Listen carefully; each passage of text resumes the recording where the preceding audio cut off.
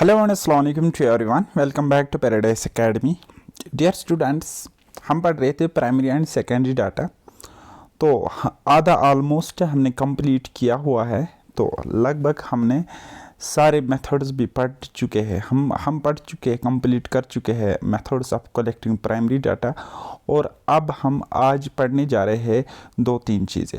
एक तो हम पढ़ेंगे information through questioners and schedules, जो कि एक मेथड है टू कलेक्ट प्राइमरी डाटा। और उसके अलावा हम पढ़ेंगे methods of collecting secondary data.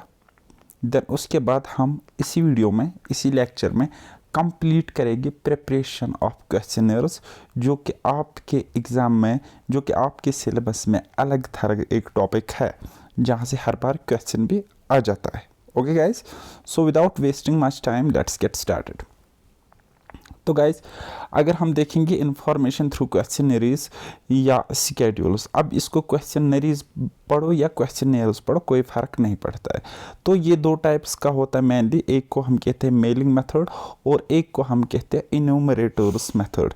तो ये जो मेलिंग मेथड या मेल्ड मेथड है, ये यूजुअली मेल किया जाता है, बट नेसेसरी ये नहीं है कि हर बार ही ये मेल ही किया जाए। ओके गाइज, सो सबसे पहले हम देखेंगे कि क्वेश्चनर मेथड या मेल्ड मेथड होता क्या है। ये बेसिकली क्या होते हैं, सेट ऑफ प्रिंटेड और रिटन क्वेश्चंस। ये 20, 30, 40 भी हो सकते हैं। तो लेकिन इन बिटवीन ये रेंज इनका क्वेश्चंस का होता है कितना, 25 to 30 क्वेश्चंस।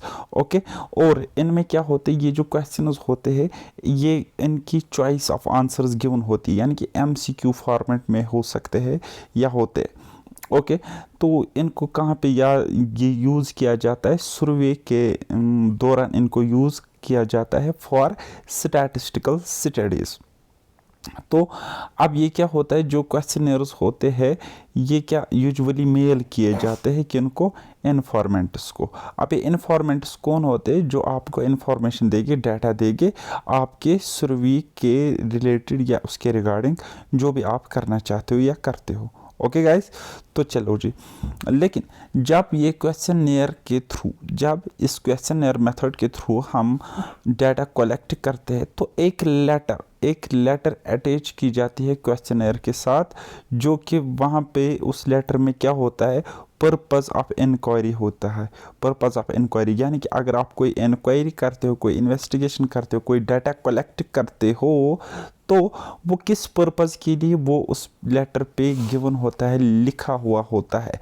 और इस अटैच्ड लेटर को कहते हैं बेटा कवरिंग लेटर। क्या कहते हैं, कवरिंग लेटर कहते हैं। मैंने यहाँ पे नहीं लिखा, आप अपने नोट्स में इसको नोट डाउन कर लेना। ओके, और यहाँ पे इस इन्फॉर्मेंट को, जिसको ये मेल्ड क्वेश्चनर आप सेंड करते हो ना, आप एक इन्वेस्टिगेटर हो, अभी स्टैटिस्टिकल ऑफिसर हो, राइट। तो आप जब मुझे, सपोज मैं इन्फॉर्मेंट हूँ, तो आप मुझे क्या करते हो, एश्योर करते हो कि आप जो भी इन्फॉर्मेशन हमें दोगे वो सीक्रेट रखी जाएगी, वो पब्लिक डोमेन में ऐसी खुलेआम नहीं लाई जाएगी। ओके, तो अब ये जो क्वेश्चनर होता है, ये किसको दिया जाता है, इन्फॉर्मेंट को दिया जाता है। और इन्फॉर्मेंट क्या देता है, रेस्पॉन्स देता है, अपना आंसर देता है या इन्फॉर्मेशन देता है। और ये इन्फॉर्मेशन किसको मिलती है, इन्वेस्टिगेटर को मिलती है। या हम कहेंगे वहाँ पे वो देखो क्वेश्चनर होता है, ये पहुँचा मेल के थ्रू इन्फॉर्मेंट के पास, इन्फॉर्मेंट ने वहाँ पे अपने आंसर्स फिल किए, तो वापस किसके पास वो अब सबमिट होगा, इन्वेस्टिगेटर के पास। ठीक है गाइस, इतना क्लियर। अगर हम सूटेबिलिटी की बात करेंगे, तो कहाँ पे ये सूटेबल रहता है, जहाँ पे एरिया ऑफ स्टडी क्या होगा, वाइड होगा या लार्ज होगा। ओके, लेकिन यहाँ पे एक चीज़ बहुत ही इम्पॉर्टेंट है, इसका ख्याल रखना चाहिए। ये तभी सूटेबल होता है जब आपके इन्फॉर्मेंट्स क्या होंगे, एजुकेटेड होंगे, या हम कहेंगे लिटरेट होंगे। लिटरेट और एजुकेटेड में थोड़ा सा डिफरेंस है, लेकिन हम वो नहीं समझेंगे, हमारे लिए इम्पॉर्टेंट बिल्कुल भी नहीं है। लेकिन लिटरेट आप याद रखो कि जिसको पढ़ना और लिखना आता हो, ठीक ठाक आता हो, तो उसको हम लिटरेट कहते हैं। एजुकेटेड की तो मीनिंग अलग है, ठीक। तो जो लिटरेट होगा या एजुकेटेड होगा, वो ही, जब देखो कोई पॉपुलेशन जहाँ पे सारे लिटरेट होंगे, एजुकेटेड होंगे, तो वहाँ पे ये सूटेबल है। कौन, क्वेश्चनर मेथड के थ्रू इंफॉर्मेशन कलेक्ट करना, डाटा को कलेक्ट करना। ओके गाइज, अब इसके कुछ मेरिट्स है, कुछ डिमेरिट्स है। अगर हम मेरिट्स की बात करेंगे तो ये क्या है, इकोनॉमिकल है, लेस एक्सपेंसिव है। इकोनॉमिकल इन द सेंस पैसे कम खर्च होते हैं और खर्चा ओवरऑल कम आ जाता है इस सर्वे में, इस प्रोसेस में। और क्या होता है, ये यूजुअली क्या होता है, ओरिजिनल होता है और फेयरली रिलायबल होता है। फेयरली मीन्स नॉट 100% बट ठीक ठाक परसेंटेज में ये रिलायबल होता है। ओके, और ये अलो करता है रेस्पोंडेंट्स को कि आप अपना सफिशेंट टाइम ले लो, आप अपना सफिशेंट टाइम ले लो किसके लिए, इन क्वेश्चंस को आंसर करने के लिए। ओके बेटा, इतना क्लियर। नाउ नेक्स्ट अगर हम बात करेंगे डिमेरिट्स की तो कुछ डिमेरिट्स भी यहाँ पे हमें देखने को मिल रहे हैं। ठीक, सबसे पहला डिमेरिट ये है कि क्वेश्चनर मेथड हम सिर्फ और सिर्फ तब यूज़ करेंगे जब आपके रेस्पोंडेंट्स क्या होंगे एजुकेटेड होंगे, लिटरेट होंगे। और इसके अलावा दूसरा एक डिमेरिट ये है कि यहाँ पे पॉसिबिलिटी बनती है मिसअंडरस्टैंडिंग की, क्योंकि आप खुद तो नहीं समझ जाते हो ना इस रेस्पोंडेंट को कि इस क्वेश्चन का क्या मतलब है, तो थोड़ी सी मिसअंडरस्टैंडिंग हल्की फुल्की सी हो सकती है। और जो डाटा आप रिसीव करोगे हो सकता है वो रिलायबल ना हो। क्यों ना हो, क्योंकि हो सकता है जिसने वहाँ पे रेस्पॉन्स फिल किया, आंसर फिल किया, उसने कुछ बयास किया होगा, सही ठीक इन्फॉर्मेशन उसने नहीं भरी होगी, या ये भी हो सकता है उसने क्वेश्चन का एग्जैक्ट मतलब एग्जैक्ट हिडन मीनिंग ना समझते हुए उस क्वेश्चन को गलत तरीके से इंटरप्रेट करके रेस्पॉन्स किया होगा। बात आ रही है समझ। नाउ नेक्स्ट यहाँ पे क्या है, फ्लेक्सिबिलिटी की कमी है, लेक ऑफ फ्लेक्सिबिलिटी, क्योंकि आप ज़्यादा चेंजेस नहीं कर सकते ना उसमें। और एक्यूरेसी की बात करेंगे तो लेस एक्यूरेसी रहती है, क्योंकि कुछ इन्फॉर्मेंट्स, कुछ रेस्पोंडेंट्स इंटरेस्टेड नहीं होते इस सर्वे में, या वो इन क्वेश्चंस को आंसर करने के टाइम एज सच मतलब स्ट्रॉन्ग इंटरेस्ट शो नहीं करते, तो इसलिए यहाँ पे एक्यूरेसी का मसला रहता है। और बायस्ड तो है ही, उतना तो आपने पता लगाया होगा कि किस तरीके से। ओके, तो इस तरीके से ये सिंपल सा था क्वेश्चनर मेथड, ये कंप्लीट हो चुका है। प्रिपरेशन हम अलग से देखेंगे उसमें क्या प्रोसेस होता है, लेकिन अभी हमने मेलिंग मेथड पढ़ा है, तो इनोमरेटर्स मेथड अभी हमें पढ़ना है। ओके गाइस, तो चलो जी, अब ये इनोमरेटर मेथड क्या है, सिंपल आप समझ लो कि ये क्वेश्चनर ही होता है, लेकिन यहाँ पे इंफॉर्मेशन कलेक्ट करता है एक पर्सन जिसको हम इनोमरेटर कहते हैं। अब यहाँ पे क्या होता है, क्वेश्चनर को प्रिपेयर किया जाता है। कैसे प्रिपेयर किया जाता है कि ये इसका पर्पज़ क्या है, पर्पज़ ऑफ इंक्वायरी क्या है, उसके अकॉर्डिंग सबसे पहले क्वेश्चनर को यहाँ पे प्रिपेयर किया जाता है। फिर दूसरा पॉइंट क्या होता है, जो ये इनोमरेटर होता है ये खुद ही जाके अप्रोच करता है किनको, इन इन्फॉर्मेंट्स को, और इसके हाथ में क्या, उसके पास क्या होता है, क्वेश्चनर होता है। किसके पास होता है, ये इनोमरेटर के पास होता है। ठीक है, यानी कि सेट ऑफ क्वेश्चंस उसके पास होते हैं, वो खुद जाता है इन्फॉर्मेंट्स के पास। देन उसके बाद क्या करता है, जो क्वेश्चनर होता है इसको फिल करता है कौन, इनोमरेटर खुद ही फिल करता है by putting questions are called schedules. और जो ये क्वेश्चंस वहाँ पे पुट करता है ना, जो क्वेश्चंस पुट होते हैं इस क्वेश्चनर में, उनको कहते हैं शेड्यूल्स, या शेड्यूल्स का हो या शेड्यूल्स का हो, whatever. Okay, now next point is what, जो इनोमरेटर होता है खुद ही ये फिल करता है इन शेड्यूल्स को। अब शेड्यूल्स को सिंपली आप याद रखो, क्वेश्चंस को ये खुद ही फिल करता है। कब, जब ये क्या इन्फॉर्मेशन लेता है, किन से, इन्फॉर्मेंट से या रेस्पोंडेंट से।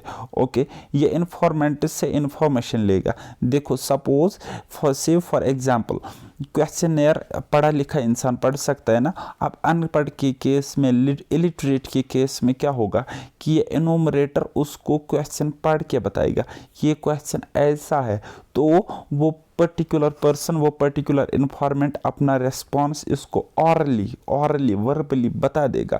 तो ये जो इनोमरेटर है ये इन क्वेश्चंस को, शेड्यूल्स को क्या करेगा, खुद फिल करेगा। तो ये है गाइस मेन डिफरेंस। क्वेश्चनर के मेथड में क्या होता है, मेल्ड क्वेश्चनर के मेथड में ये होता है कि क्वेश्चन इन्फॉर्मेंट के सामने आता है और वो खुद ही उसको आंसर करता है, लेकिन इनोमरेटर इनोमरेटर्स केस में क्या होता है कि ये स्केड्यूल्स या इन क्वेश्चंस को पूछ लेता है इन्फॉर्मेंट से, इन्फॉर्मेंट अपना रिस्पॉन्स देता है, आंसर देता है। जब वो आंसर देता है तब जाके क्या करता है, इनोमरेटर खुद उन आंसर्स को वहाँ पे फिल करता है। बताओ कोई शक यहाँ तक? नेक्स्ट जो इनोमरेटर होता है ये किसको हेल्प करता है? एक्चुअल में ये इन्वेस्टिगेटर का एक अपॉइंटेड पर्सन होता है। ये इस इन्वेस्टिगेटर को देखो, ये इन्वेस्टिगेटर क्या, ये एक ऑफिशियल पर्सन होता है। इसको स्टैटिस्टिक्स सब्जेक्ट की, स्टैटिस्टिक्स फील्ड की जानकारी होती है या ट्रेनिंग होती है। अब इनोमरेटर उसको भी ट्रेन किया जाता है, बट हम कंपैरिजन नहीं कर सकते कि इनोमरेटर इन्वेस्टिगेटर होता है। ठीक है, इनोमरेटर एक अपॉइंटेड पर्सन होता है, उसको ट्रेनिंग दी जाती है, उसको इंटेलिजेंट बनाया जाता है इन्वेस्टिगेटर के द्वारा या किसी डिपार्टमेंट के द्वारा।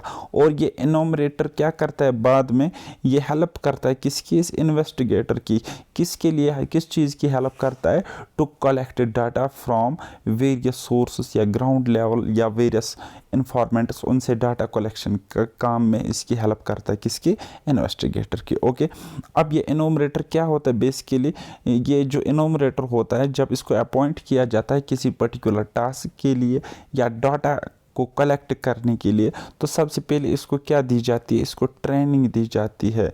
ठीक है, और इसको ये ट्रेनिंग भी सिखाई जाती है कि किस तरीके से आप चालाकी करके, इंटेलिजेंस का यूज़ करके आप किस तरीके से एक एक्यूरेट इन्फॉर्मेशन हासिल करोगे। किन से अब इन्फॉर्मेशन हासिल करनी है, निकालनी है इन्फॉर्मेशन फ्रॉम इन्फॉर्मेंट्स, जिनके पास ये इन्फॉर्मेशन है। और मैंने आपको पिछली बार बोला कि information, facts, figures, quantities, numbers, इन्हीं को हम ऑन द होल क्या कहेंगे, डाटा कहेंगे। ओके गाइज, नाउ नेक्स्ट अगर हम बात करेंगे कि ये सूटेबल कहाँ कहाँ पे रहता है, इसकी सूटेबिलिटी क्या है, इसकी एडुकेसी क्या है। ठीक है, किसकी, इनोमरेटर्स मेथड की। जब इन्वेस्टिगेशन लार्ज होगा तब इसकी ज़रूरत होती है। इनोमरेटर नीड्स स्पेशलाइजेशन एंड स्किल्स, वो तो पता ही है। इनोमरेटर और जो इनोमरेटर होता है ये अपॉइंटेड पर्सन होता है। ये क्या होना चाहिए, वेल वर्सड होना चाहिए, किसमें, लोकल लैंग्वेज में, यानी कि इसको जहाँ से इंफॉर्मेशन कलेक्ट करनी है ना, उनकी लैंग्वेज पर इसको ठीक ठाक कमांड होनी चाहिए, यानी कि उनकी लैंग्वेज इसको आनी चाहिए, और उनके मतलब कल्चर, उठना बैठना उससे फैमिलियर होना चाहिए। ओके, अब बात करेंगे इसके मेरिट्स की। तो सबसे पहला मेरिट क्या है, ये कि हम वाइड कवरेज कर सकते हैं। ठीक है, एक बड़ा एरिया भी अगर, एक लार्ज एरिया अगर आपके पास है, वहाँ से आपको इन्फॉर्मेशन कलेक्ट करनी है, तो वहाँ पर ये सूटेबल है। डाटा क्या होता है, रिलायबल होता है, बयास थोड़ा सा कम रहता है। हालांकि यहाँ पे इनोमरेटर अपना बयास कर सकता है। ठीक है, उसको इन्फॉर्मेंट कुछ कहेगा और वो वहाँ पे कुछ और फिल कर सकता है, तो बयास के चांसेस रहते हैं लेकिन बहुत ही कम रहते हैं, क्योंकि यूजुअली जो इनोमरेटर्स होते हैं ये क्या होते हैं, न्यूट्रल होते हैं। इनका मतलब पर्सनल मतलब कोई मोटिव, कोई बेनिफिट या पर्सनली ये कुछ भी बेनिफिशियरी वगैरह नहीं होता है इस इन्वेस्टिगेशन का या इस इंक्वायरी का। ठीक है, एक्यूरेसी के चांसेस ठीक ठाक रहते हैं, गुड होते हैं। और वहीं पे अगर हम बात करेंगे इसको कहाँ पे यूज किया जाता है, ये इसका मेरिट है कि जो इलिटरेट रेस्पोंडेंट्स हो वहाँ पे भी ये इनोमरेटर मेथड काम आता है। सो दैट मीन्स इनोमरेटर मेथड का ये एक मेरिट है। ओके, सो मेरिट बेटा होता है खूबी और डिमेरिट का मतलब होता है खामी। ओके गाइज, नाउ क्वेश्चनर कम ऑब्जर्वेशन मेथड। अब इसको हम क्या कहते हैं, क्वेश्चनियर कम ऑब्जर्वेशन मेथड। अब क्वेश्चनरी क्यों है, क्योंकि ये शेड्यूल्स होते, ये क्वेश्चंस ही होते हैं। अब क्वेश्चनियर कम ऑब्जर्वेशन मेथड क्यों होता है, क्योंकि यहाँ पे इनोमरेटर अपनी ऑब्जर्वेशन करता है, अपनी ऑब्जर्वेशन स्किल्स को यूज़ करके वहाँ से इंफॉर्मेशन कलेक्ट करता है, यानी कि कहीं ना कहीं ये ऑब्जर्वेशन का काम होता है फॉर इनोमरेटर, राइट। नेक्स्ट अगर हम बात करेंगे इसकी डिमेरिट्स की, क्योंकि अब ये डिमेरिट है, इनको इनोमरेटर्स अपॉइंट करने पड़ेंगे, उनको एक जगह से दूसरी जगह सर्वे करना पड़ेगा, तो टाइम लग सकता है, तो टाइम कंज्यूमिंग है। अब उनको सैलरी देनी तो एक्सपेंसिव भी है। अब लेक ऑफ अवेलेबिलिटी ऑफ इनोमरेटर, क्योंकि इनोमरेटर तो अब हर कोई एरा गेरा नथु गेरा तेरे जैसा मेरे जैसा नहीं बन सकता ना, तो अवेलेबिलिटी लेस, थोड़ी कम अवेलेबिलिटी होती है किनकी, इनोमरेटर्स की। ओके बेटा, नाउ नेक्स्ट पॉइंट नंबर 4, ये सूटेबल नहीं रहता है प्राइवेट इन्वेस्टिगेशन के लिए, ये सूटेबल नहीं रहता है। तो प्राइवेट इन्वेस्टिगेशन के लिए सूटेबल रहेगा भी कैसे, वो तो इन्फॉर्मेशन नहीं देंगे ना इसको। ओके, अब ये क्या होता है, इसमें पार्शल होता है। क्या होता है पार्शल, अगर इनोमरेटर बायस्ड है, वो मैंने आपको कहा कि अगर कोई इनोमरेटर बायस्ड है तब जो डेटा होगा ना वो एक्यूरेट हो ही नहीं सकता, वो एक्यूरेट कभी हो ही नहीं सकता। इतना क्लियर।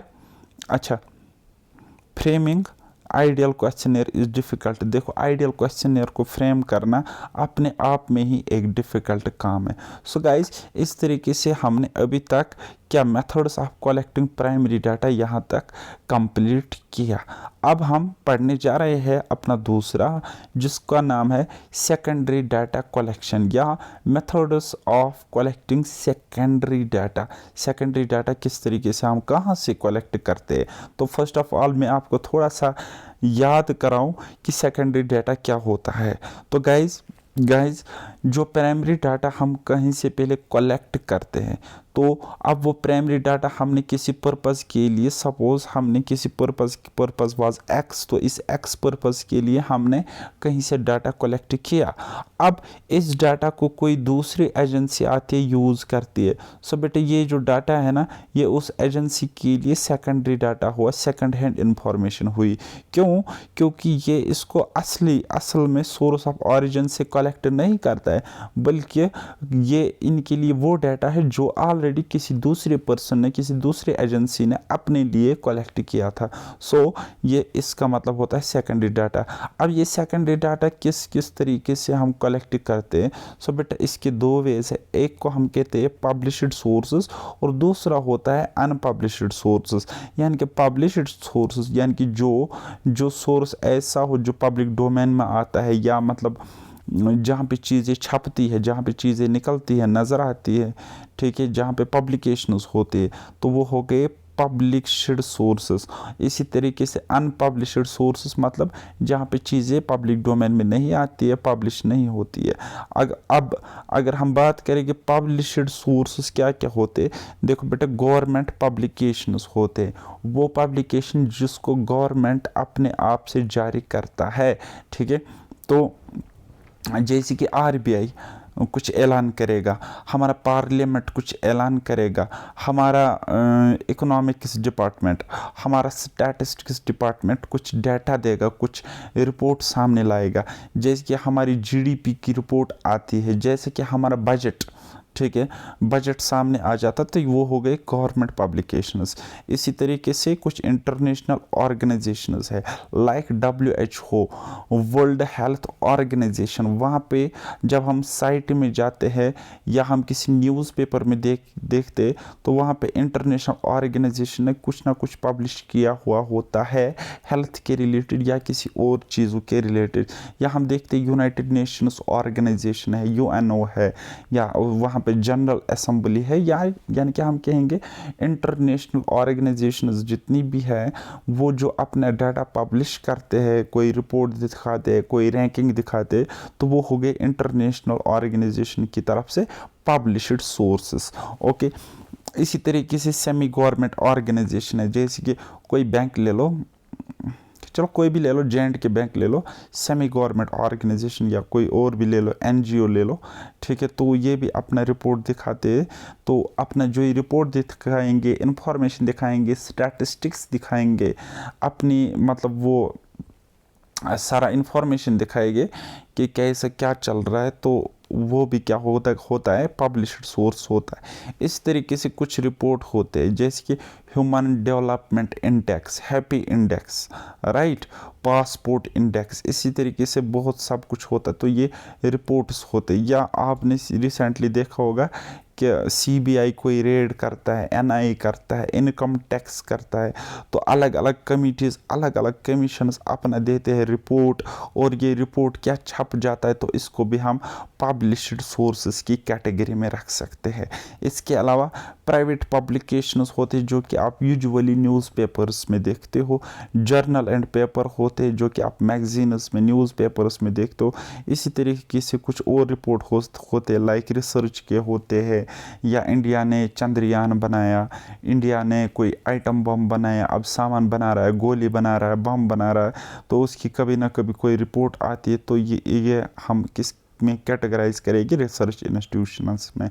अब ये ज़रूरी नहीं है कि हम सिर्फ यहाँ पे जंगी सामान की बात करेंगे, यार मेडिसिन की एग्जांपल ले लो ना, कोविड वैक्सीन की एग्जांपल ले लो, कुछ भी ले लो, ठीक है। यानी कि रिसर्च इंस्टीट्यूशन से भी अगर कोई रिपोर्ट सामने आ जाता है तो उसको भी हम कहाँ पे कैटेगराइज करेंगे, पब्लिश्ड सोर्सेस में, ठीक है बेटा।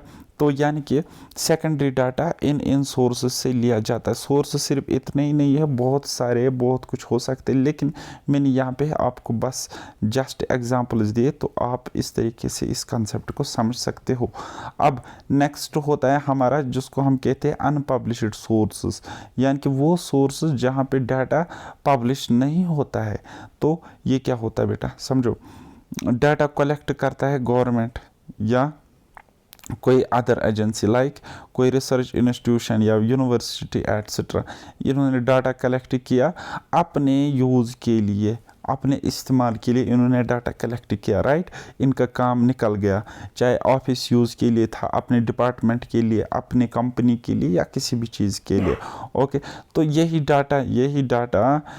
डाटा फिर अपना काम जब निकलता है ना इनको, तो पब्लिक को दिखाने की क्या ज़रूरत है। इन्होंने अपने पर्सनल यूज़ के लिए डाटा लाया था, तो इसको पब्लिश नहीं किया जाता, लेकिन ये रिकॉर्ड रहता है वहाँ पे, एज ए रिकॉर्ड रहता है। तो लेकिन अब ये जब एज ए रिकॉर्ड फाइल में पढ़ा रहा, तो कभी ना कभी इस चीज़ की ज़रूरत होती है, और जब ज़रूरत होती है तो ये अपने आप में क्या है, सबसे पहले अनपब्लिश्ड है, लेकिन कभी जब इसकी ज़रूरत होती है तो काम में आ जाता है, तो तब ये कहलाता है डाटा फ्रॉम अनपब्लिश्ड सोर्स। क्या कहलाता है, data from unpublished sources, okay. Now अगर हम बात करेंगे कि कुछ चीज़ों का ध्यान भी रखना पड़ता है, जिनको हम कहेंगे प्रिकॉशंस मतलब हमें ख्याल रखना पड़ता है किस किस चीज़ का। सबसे पहले, अब ये सेकेंडरी डाटा है ना, तो हमने सेकेंडरी डाटा लिया, कोई ना कोई डिसीजन, कोई ना कोई कंक्लूजन हमें यहाँ पे ड्रा करना होगा। तो सबसे पहले तो फिर इस डाटा की, अगर ये डाटा रिलायबल होगा तो हमारा कंक्लूजन, हमारा रिजल्ट, हमारी हाइपोथेसिस, हमारी टेस्टिंग, ठीक है, वो भी ठीक होगी। अब अगर ये लेस रिलायबल होगा तो देयर इज़ अ चांसेस कि आप जो भी कंक्लूजन ड्रा करो इस डाटा के बेस पर वो लेस रिलायबल होगा। तो दैट मीन्स, कहने का मतलब है, सबसे पहला वाला प्रिकॉशन ये है कि इसकी रिलायबिलिटी चेक की जाती है। ये देखा जाता है कि ये जो डाटा है, सेकेंडरी डाटा है, क्या ये रिलायबल है या नहीं है। हो गई एक बात। दूसरी बात, जब भी ये सेकेंडरी डाटा कलेक्ट करते हैं तो सबसे पहले ये देखते कि क्या ये सेकेंडरी डाटा सूटेबल है, किसके लिए, पर्पज़ ऑफ इंक्वायरी के लिए। पता चला कि आप इंसानों की डिजीज़ की इंक्वायरी कर रहे हैं, अब हॉस्पिटल्स में जाते हैं तो वो आपके लिए सूटेबल हुआ। अब अगर आप इंसानों की इंक्वायरी करोगे, इंसानों की डिजीज़ के बारे में जानना चाहोगे, और आप किसी वेटरनरी में चले गए, किसी वेटरनरी डॉक्टर के पास चले गए, तो वो तो आपको डाटा देगा, लेकिन क्या वो सूटेबल है, नहीं है ना। तो यहाँ पे पहले देखा जाता है सूटेबल, हमारी इंक्वायरी, जो हमारा मोटिव है, जो हमारा ऑब्जेक्टिव है, क्या ये डाटा उसके लिए सूटेबल है कि नहीं। अगर वो डाटा उस चीज़ के लिए सूटेबल था तो उस डाटा को लिया जाता है, अदरवाइज ज़रूरत नहीं होती है। ओके, मेरी बात समझ आ रही है ना। देन फिर देखते हैं कि ये जो हमने डाटा लाया है, क्या ये एजुकेट है, क्या ये सफिशेंट है, ओके। तो नाउ यहाँ पे रिलायबिलिटी पे सवाल उठते हैं। तो क्या किया जाता है यहाँ पे, यहाँ पे रिलायबिलिटी जब चेक होती है ना सेकेंडरी डाटा की, तो कौन कौन सी चीज़ें चेक होती है। सबसे पहले ये देखा जाता है कि सोर्सेस ऑफ कलेक्टेड डाटा क्या है, यानी कि ये जो डाटा कलेक्ट किया हुआ है तो इनके सोर्सेस क्या थे। ओके और ये देखा जाता है कि किसने डाटा कलेक्ट किया। अब अगर सपोज़ मेरे जैसे बंदे ने डाटा कलेक्ट किया होगा, मैं थोड़ी सर्वे करूँगा, मुझे तो बैठने की आदत है एज़ यूजुअल, या मतलब काम चोर हूँ, तो मैं तो सर्वे नहीं करूँगा ना, मैं खुद ही पेन से लिखूँगा, अच्छा यहाँ पे ये है, यहाँ पे ये है, यहाँ पे ये है, यानी कि एक पूरी मूवी में लिख डालूँगा डाटा के नाम पे, इंफॉर्मेशन के नाम पे। तो इसलिए यहाँ पे ये मतलब पता लगाया जाता है कि कहीं तारिक अहमद ने तो ये डाटा कलेक्ट नहीं किया, ठीक है, यानी कि हु कलेक्टेड डाटा, क्या वो एक्सपीरियंस्ड था, क्या वो ट्रेंड था, क्या वो एफिशिएंट था, क्या वो बायस्ड था या वो लेस बायस्ड था, या उसमें बायस था ही नहीं। तो ये भी इंफॉर्मेशन, ये भी इम्पोर्टेंट हो जाता है to check the reliability of this secondary data. Okay so और क्या किया जाता है कि ये डाटा कब कलेक्ट किया। कहीं ऐसा ना हो कि आज 2022 चल रहा है और हम डाटा जो ले रहे हैं वो 1822 का है। No not at all. तो ये भी लिया देखा जाता है कि इस डाटा को, ये जो आज सेकेंडरी सोर्स है, ये जो आज सेकेंडरी डाटा है, एज अ प्राइमरी डाटा इसको कब कलेक्ट किया गया था, फ्रॉम ग्राउंड लेवल। ओके चलो जी। और ये भी देखा जाता है, इसकी रिलायबिलिटी चेक करी जाती है कि मेथड्स कौन से यूज़ हुए, क्या वहाँ पे सैम्पलिंग हुई, अगर सैम्पलिंग हुई तो कौन सी सैम्पलिंग हुई, सिंपल रैंडम सैम्पलिंग हुई या सिस्टमेटिक सैम्पलिंग हुई, प्रोबेबिलिटी सैम्पलिंग हुई या नॉन प्रोबेबिलिटी सैम्पलिंग हुई। और भी बहुत सारे सैम्पलिंग के टाइप्स है। अच्छा अब सैम्पलिंग ही हुई कि कंप्लीट इनोमरेशन हुआ था, तो वो चीज़ें भी यहाँ पे देखे जाते हैं कि कौन से मेथड्स यूज़ किए गए थे to collect that data. Okay bias in compilation, और ये भी चेक किया जाता है कि कंपाइलेशन में कोई बयास तो नहीं हुआ। जब इस डाटा को कंपाइल किया गया तो वहाँ पे कोई एरर, कोई बयास तो नहीं था। और इसकी एक्यूरेसी भी चेक करी जाती है कि तब ये डाटा किसके लिए यूज़ किया गया था या लाया था, और अचीव कितना हुआ, तो ये हो गई रिलायबिलिटी की बात। आई होप गाइस आपने समझा होगा। बहुत ही इजी टॉपिक है, थोड़ा सा बोरिंग है क्योंकि इसमें प्रैक्टिकल कुछ भी नहीं है, लेकिन इसमें ऐसी बात भी कोई नहीं है जो आपके समझ में ना आए। सो गाइस बेटर तरीका ये है कि मैं आपको जो पीडीएफ दूंगा ये रहेगी गाइस मोर देन सफिशेंट। आपको 1-2 बार मैक्सिमम इस पीडीएफ को पढ़ना है, फिर इस पीडीएफ को हमेशा के लिए बंद करो और मेरा लेक्चर भी मत देखो। उसके बाद आपको क्या करना है, फिर एमसीक्यू ज़्यादा से ज़्यादा लगाओ, और मेरी गारंटी है कि 2 से 3 क्वेश्चंस आपके एग्ज़ाम में ज़रूर आ जाएगी इन टॉपिक से। राइट नेक्स्ट, अब अगर मेरिट्स की बात करेंगे तो लेस एक्सपेंसिव है, इकोनॉमिकल है। इकोनॉमिकल इन द सेंस आपको एक ही जगह पे जाना है, वहाँ से डाटा कलेक्ट करना है, तो लेस एक्सपेंसिव भी इसी वे में है। ओके सो दूसरा मेरिट इसका यह है कि ये लेस हेक्टिक है, यहाँ पे आपको ज़्यादा एफर्ट्स नहीं डालने पड़ते हैं। वाइल अगर हम बात करेंगे प्राइमरी कलेक्शन मेथड की, प्राइमरी डाटा कलेक्शन मेथड की, तो वहाँ पे आपको मैन पावर चाहिए होता है, वहाँ पे आपको पैसे बहुत ज़्यादा चाहिए होते हैं, वहाँ पे आपको टाइम बहुत ज़्यादा चाहिए होता है। लेकिन सेकेंडरी डाटा के केस में ऐसा कुछ भी नहीं होता है। और उसके अलावा क्या होता है, मैन पावर भी यहाँ पे ज़्यादा ज़रूरत नहीं है, और टाइम सेविंग है, यानी कि टाइम बच जाता है। जो इन्होंने प्राइमरी डाटा, ये जो इन्होंने प्राइमरी डाटा कलेक्ट किया था सपोज 20 डेज़ में, अब ये 20 दिनों का काम है। लेकिन अब जो एजेंसी आएगी वो इस डाटा को क्या करेगी, सेकेंडरी डाटा की तरह इस्तेमाल करेगी, तो वो 2 मिनट में 2 घंटे में ये इस डाटा को हासिल कर सकता है, यानी कि उसने कहीं ना कहीं अपना टाइम सेव किया। ओके गेटिंग माई पॉइंट ना। चलो जी, नाउ डिमेरिट्स की जब हम बात करते हैं तो सबसे पहला वाला डिमेरिट आता है कि proper procedure of data collection not used. ठीक है, तो ये इसका डिमेरिट है। और इसका एक और डिमेरिट ये है कि ये जो सेकेंडरी डाटा होता है ये आउटडेटेड डाटा होता है। Outdated data in the sense कि ये थोड़ा सा पुराना होता है।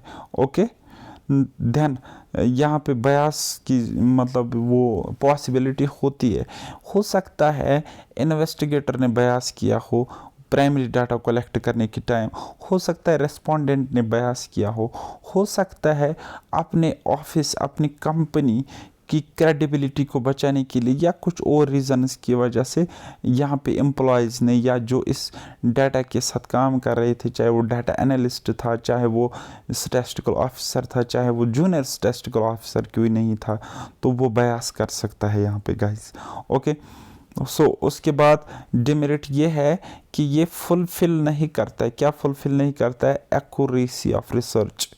ओके, तो और ये सूटेबल नहीं होता है, not suitable period of investigation के दौरान ये तरीका सूटेबल बिल्कुल भी नहीं होता है।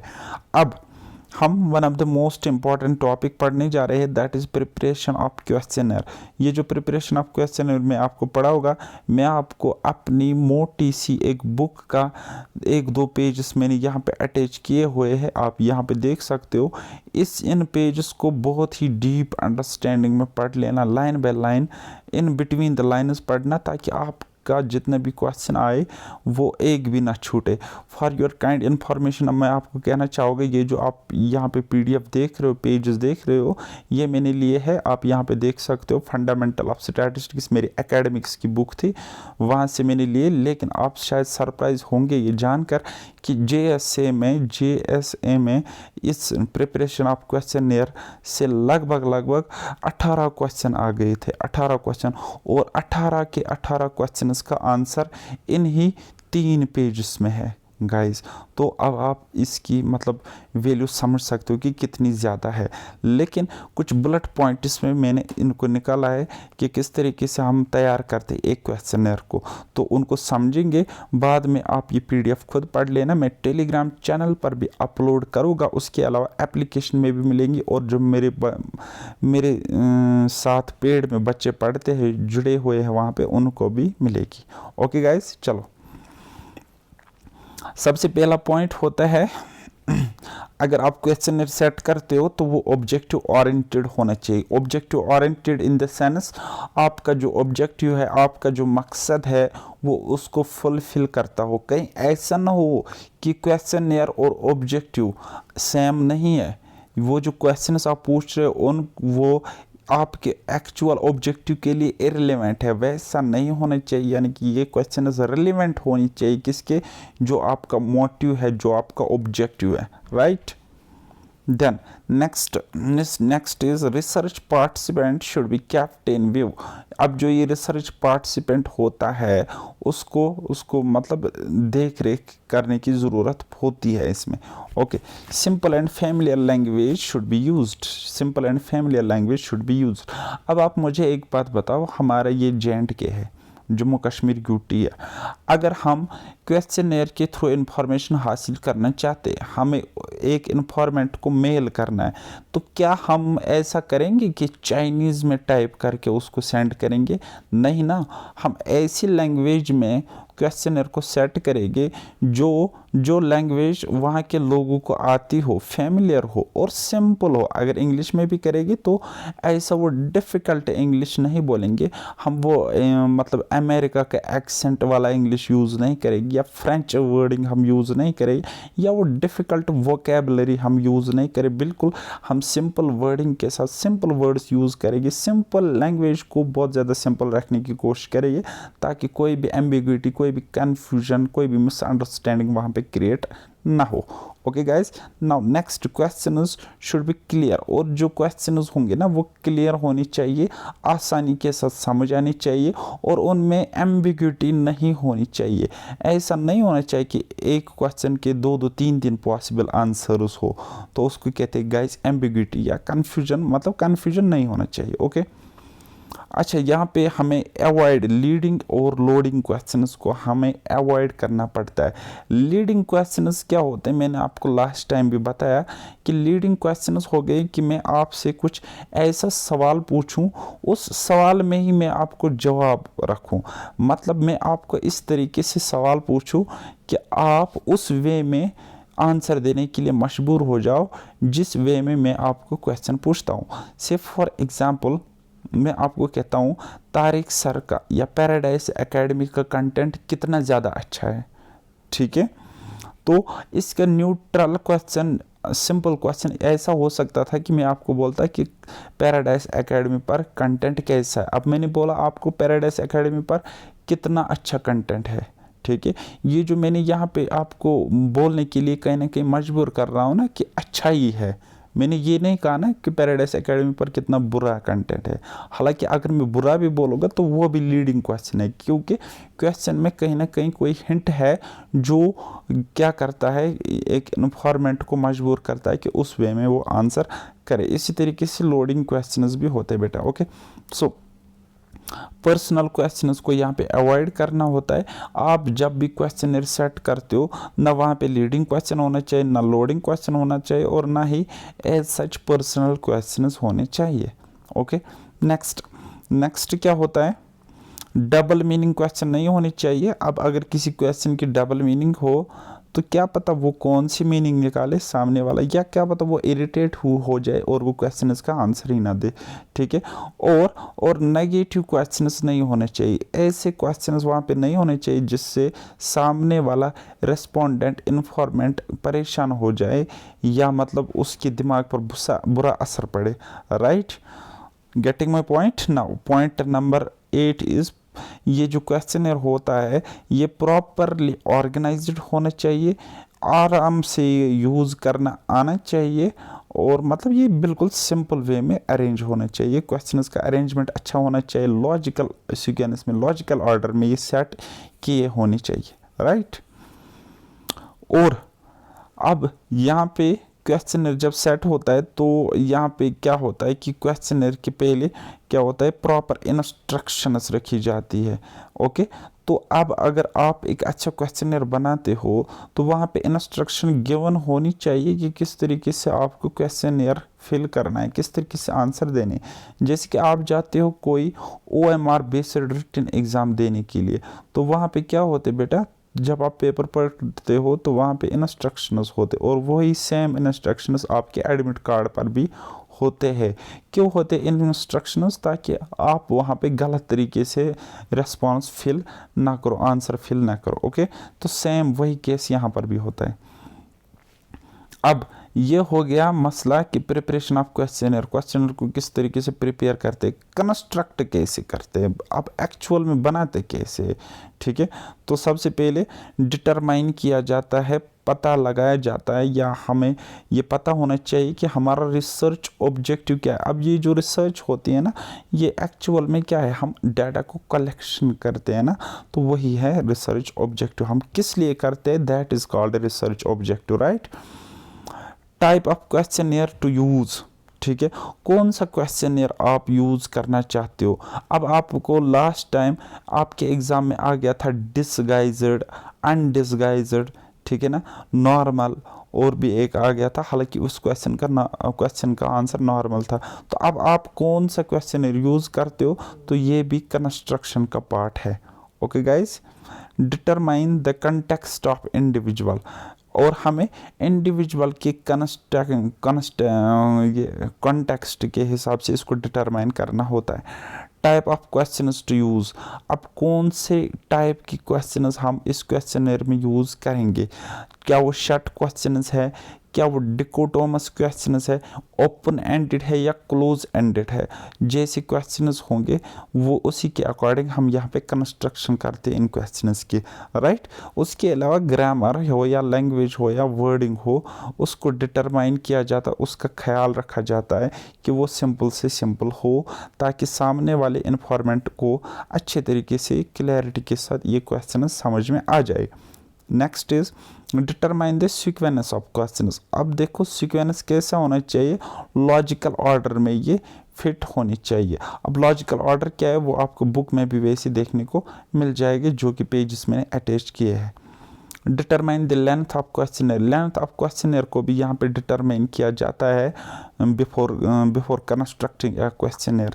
लाइक एक सूटेबल क्वेश्चनर में कितने क्वेश्चंस होते हैं, मैंने आपको बताया 25 to 30, आप मान के चलो 20 to 30। अब ये क्वेश्चन आपके एग्जाम में नहीं आएगा कि कितने होते हैं, कितने क्वेश्चंस होते हैं, बल्कि आपकी कॉन्सेप्ट्स की क्लियरिटी के लिए मैं कहता हूँ कि लेंथ ऑफ क्वेश्चनर यूजुअली होती है 20 to 30 क्वेश्चंस। ओके, अब प्रॉपर लेआउट चेक किया जाता है, क्रॉस चेक किया जाता है क्वेश्चंस का कि कहीं पे कोई एम्बिग्विटी, कोई कन्फ्यूजन, कोई एरर तो नहीं रह गया। और क्या किया जाता है, एक प्री टेस्ट किया जाता है जिसको हम पायलट सर्वे कहते हैं। जैसे कि आप मॉक टेस्ट लगाते हो ना अपने एग्ज़ाम से पहले, वो मॉक टेस्ट क्यों लगाते हो, ताकि आप अपनी परफॉर्मेंस चेक करो, आप देखो गलतियाँ कहाँ पे है, आप खुद का सेल्फ असेसमेंट करो। तो वही असेसमेंट किया जाता है इस पायलट सर्वे में कि आपके इन्वेस्टिगेटर कैसे काम करते या वो क्वेश्चंस कैसे अरेंज्ड है, उनका मतलब पूरा पोस्टमार्टम किया जाता है प्री टेस्ट में, राइट। नाउ फाइनली क्या किया जाता है, रिवीजन किया जाता है और फाइनल ड्राफ्ट तैयार किया जाता है इस क्वेश्चनर को। तो गाइज ये इंपॉर्टेंट पॉइंट्स है, इनको वन बाय वन आप यहाँ से भी स्क्रीनशॉट ले सकते हो, मैं धीरे धीरे स्क्रॉल अप करूँगा, तो बहुत ही इम्पोर्टेंट है, इसको मिस नहीं करना। ओके गाइज, सो जो ये ड्राफ्ट करते हैं हम क्वेश्चनर का, तो किस तरीके से हम बनाते हैं मैंने पढ़ा था एक ज़माने में, आप भी पढ़ो, बहुत अच्छा स्कोर आ जाएगा, this my guarantee. Okay, the size of questionnaire should be as small as possible, वो तो मैंने आपको बताया, ठीक है। अब कितने होने चाहिए, तो वही आप देखो 15 to 20 to 25, बस यही होना चाहिए, राइट। और जो क्वेश्चंस होने चाहिए वो क्या होने चाहिए, क्लियर होनी चाहिए, ब्रीफ होनी चाहिए, अनएम्बिगुअस होनी चाहिए, नॉन ऑफेंडिंग होनी चाहिए, कॉर्शियस इन टोन होनी चाहिए। अब कैसे होनी चाहिए आप पढ़ोगे।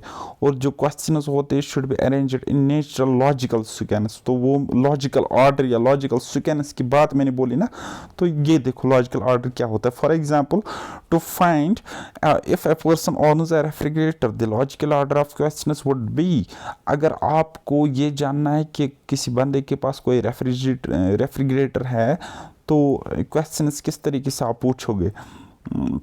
सबसे पहले आप पूछोगे उसको, do you own A refrigerator, क्या आपके पास कोई रेफ्रिजरेटर है या आप ओन करते हो।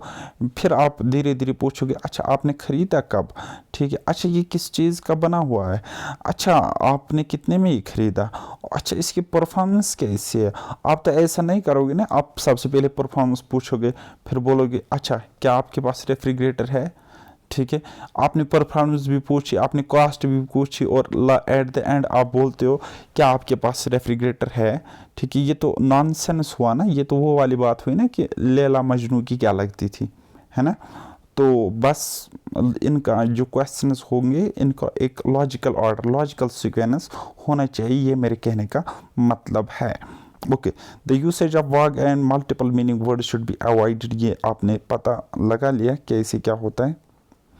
अच्छा, एक और पॉइंट मैं मिस किया था ऊपर, अब आप यहाँ पे देखो, यहाँ पे मैथमेटिकल कैलकुलेशंस को कम किया जाता है। ऐसा नहीं है ना कि मैं कॉस्ट अकाउंटिंग पूछूँ, रेशो प्रपोर्शन पूछूँ, पार्टनरशिप के क्वेश्चंस डालो, mathematics tough, trigonometry, differentiation, integration के क्वेश्चंस पूछूँ एक नॉर्मल एक इन्फॉर्मेंट से। तो यहाँ पे कैलकुलेशंस वाले क्वेश्चंस जो है उनको लगभग अवॉइड किया जाता है। ओके, और सेंसिटिव और पर्सनल क्वेश्चंस यहाँ पे कम से कम पूछे जाते हैं। अच्छा, अब जो क्वेश्चंस होते हैं ये क्या टाइप्स क्या होते हैं। अब देखो, आप मुझे क्रिटिसाइज़ करते हो कि सर आप गलत लिखते हो, कभी कभी स्पेलिंग मिस्टेक होता है, स्पेलिंग एरर होता है। तो यहाँ पे देखो इसने भी लिखा है टाइप्ड ऑफ क्वेश्चंस, ठीक है। तो अब आपको पता चला कि ये बहुत ही ब्रांडेड बुक है यार, एस.सी. गुप्ता की फंडामेंटल्स ऑफ स्टैटिस्टिक्स है। ये यूपीएससी लेवल की, मतलब जो बच्चे इंडियन स्टैटिस्टिकल सर्विस एग्ज़ाम देते हैं ना, तो वो इस बुक को प्रेफर करते हैं, फर्स्ट रैंक है। जैसे कि आप पॉलिटी के लिए लक्ष्मीकांत पढ़ते हो, वैसी ये बुक है फॉर स्टैटिस्टिक्स सब्जेक्ट। तो अब देखो यहाँ पर भी एरर आपको देखने को मिला, तो इस चीज़ को खुद से ही मतलब वो मैनेज किया करो, ये मेरे कहने का मतलब है। ओके, टाइप्स ऑफ क्वेश्चंस क्या क्या होते हैं, तो यूजुअली दो टाइप्स होते। एक को हम कहते हैं शॉर्ट क्वेश्चंस। शॉर्ट क्वेश्चंस क्या होते, in such questions possible answers are suggested by the framers. अब जो क्वेश्चनर फ्रेम करता है वही सजेस्ट करता है पॉसिबल आंसर्स को, ठीक है।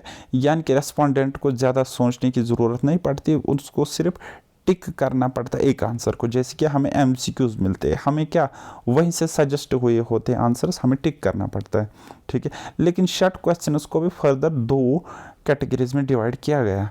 एक होता है simple alternate question. Simple alternate question क्या हो गए, जहाँ पे सिर्फ और सिर्फ 2 ऑप्शंस होंगे, यस या नो, राइट और रॉन्ग, इधर और जहाँ पे दो पॉसिबिलिटी होती है ना, 2 ऑप्शंस आपको गिवन होंगे, उनको कहते हैं डिकोटोमस क्वेश्चंस।